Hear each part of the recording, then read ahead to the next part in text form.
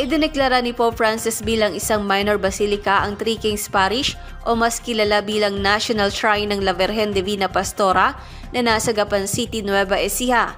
Ayon kay Bishop Sopronio Bangkod ng Cabanatuan City, ito na ang kauna-unahang minor basilica sa Nueva Ecija.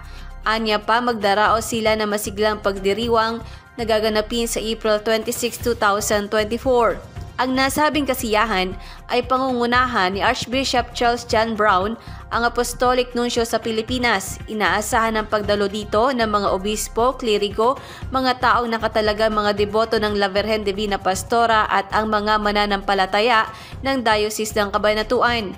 Ayon kay Reverend Father Aldrin Domingo, ang nakamit nilang pagkilala ay bunga ng pagpapahayag ng kanilang sama-samang pananampalataya sa mahabang panahon. Ginagawad ng Santo Papa ang titulo ng minor basilica sa mga simbahan na may arkitektong kagandahan, kasaysayan, liturhikal na kasikatan o anumang kombinasyon ng nabanggit na mga katangian. Kinikilala ang Three Kings Parish bilang pinakamatanda at pinakamalaking simbahang Kastila sa Nueva Ecija na itinatag noon pang 1589.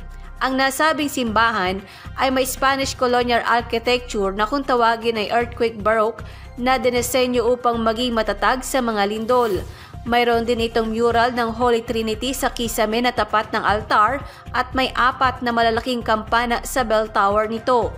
Maaalalang dineklara ang Three Kings Parish bilang isang national shrine ng Catholic Bishops' Conference of the Philippines noong April 26, 1986.